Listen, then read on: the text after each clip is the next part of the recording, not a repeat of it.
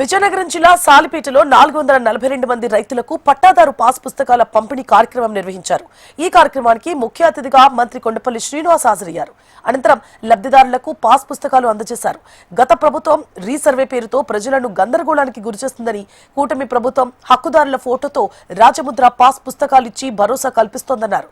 ప్రజల భద్రతే ప్రభుత్వ లక్ష్యమని మంత్రి శ్రీనివాస్ స్పష్టం చేశారు. హక్కుదారులకి పూర్తిగా హక్కు ఇచ్చేలాగా ఇక్కడ అధికారులందరూ కూడా పనిచేయడం జరిగింది. ముఖ్యంగా ఉన్నటువంటి పాస్బుక్లో 95% ఈరోజు పాస్బుక్ పంపిణీ చేయడం జరిగింది. మిగతా 5%లో కూడా చనిపోయినటువంటి వ్యక్తులకి వాళ్ళ కుటుంబ సభ్యులకి భూమి మార్చడం కానీ, లేదా ఉన్నటువంటి ఎక్కడైనా చిన్న ఐదు పుస్తకాలు ఎక్కడో 5 అకౌంట్లో ఖాతాలో ఎక్కడైనా ఉన్నాయి అది కూడా సెర్చ్ చేయమని చెప్పడం జరిగింది. అయితే 95% కూడా ఇక్కడ సక్సెస్ రేట్ జరిగింది. ప్రధానంగా మనం చూసుకుంటే రీసర్వే అని గత ప్రభుత్వం మొదలుపెట్టి సామాన్య ప్రజానికానికి అనేక ఇబ్బందులు పెట్టడం జరిగింది.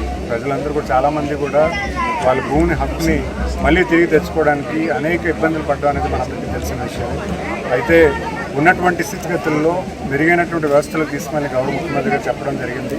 అయితే అప్పటికే ఈ మండలంలో 35 గ్రామాల్లో 21 గ్రామాలు రీసర్వే గత ప్రభుత్వంలో జరిగితే, అయితే పూర్తిగా అన్ని గ్రామాలు కూడా రీసర్వే చేయమని మనకి ఆదేశాలు ఇవ్వడం జరిగింది. దాని క్రమంగా ఈరోజు ఈ సాలిపేట గ్రామంలో 100% సక్సెస్ రేట్ చేయడం జరిగింది. ఉన్నటువంటి 21 గ్రామాలు గత ప్రభుత్వంలో చేసినటువంటి రీసర్వేలో కొన్ని ఇష్యూస్ ఉన్నాయి. దాన్ని కూడా వెంటనే పరిష్కరిస్తూ సామాన్య ప్రజానీకానికి ఇబ్బంది లేకుండా దానికి కూడా పాస్బుక్ పంపిణీ చేయడం జరిగింది. బట్ ఉన్నటువంటి ఇబ్బందులు ఉన్నటువంటి పాస్బుక్లు కూడా పంపిణీ చేస్తాం.